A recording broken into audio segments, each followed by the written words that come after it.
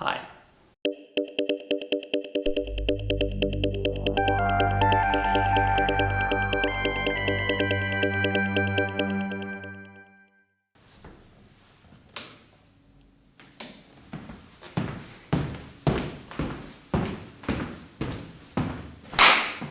Good morning, this is Julian from doingenglish.com, and today I've got 2 tips for you to survive a business meeting in English. So today we've booked the function room in our building for the afternoon so that we could set up this nice business meeting scene and film the next Doing English Plus weekly lesson. However, since we've set it all up, we've now finished the filming for Doing English Plus. Thought, hey, it's just a waste to just put it all away, so why not do a quick YouTube video whilst we're at it. So here are 2 tips for your next business meeting. But first of all, take a look. Here is our nice business meeting scene. We've got the tables, we've got chairs, and my friend,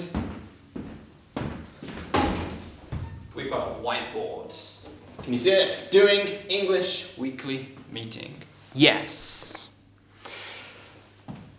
A lot of people already know this, but once upon a time I worked in a company here in Japan. And as part of that, naturally, I had to join a lot of business meetings in Japanese. So I have a lot of experience joining business meetings in a foreign language. I don't know if these are good tips or not, but these are things which worked really, really well for me.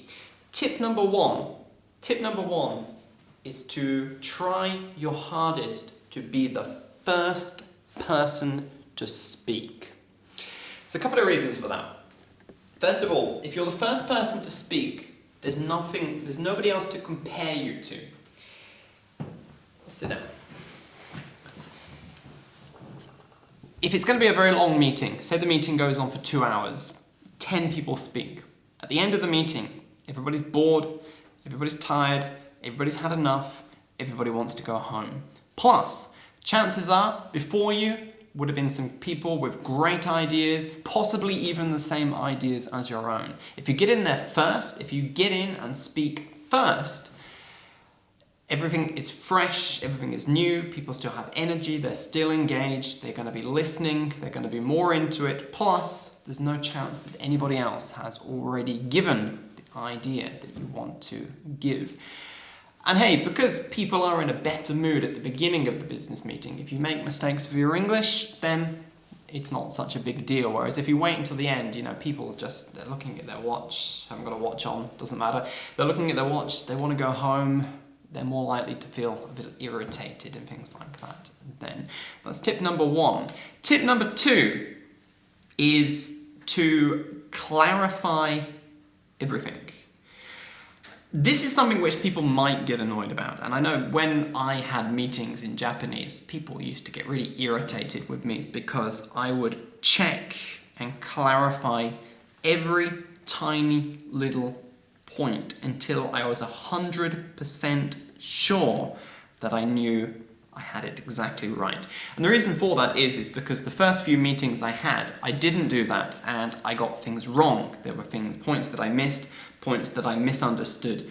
And then naturally, through the course of whatever projects we're working on, through the course of the work, I'd realised that I'd been doing the wrong thing. I would have made mistakes. And then that just annoyed people even more further down the road. So it's much better to just really, really make sure that you have gotten everything 100% clear in your mind during the meeting.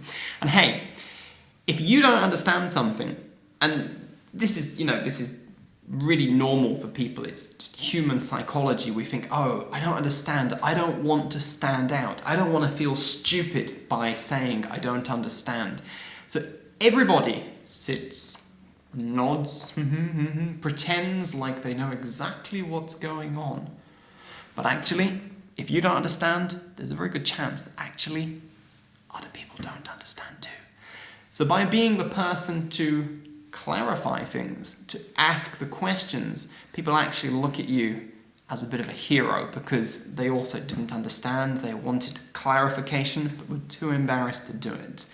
So, there we go. Those are my 2 tips for having successful business meetings in English. Again, I don't know if they are great tips or not. Those, however, are things which worked for me and things that I found to be lifesavers when I had meetings in Japanese.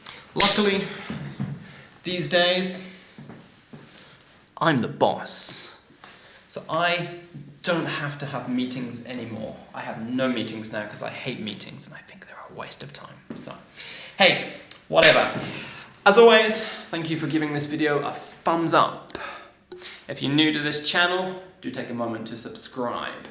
And I will see you, my friend, well, if you're a Doing English Plus member, I'll see you in the next Doing English Plus weekly lesson. If you're not a Doing English Plus member, why not? You can and should check it out by going to doingenglishplus.com. I'll see you in the next Doing English Plus weekly lesson, and I'll see you in the next video. Thank you and goodbye.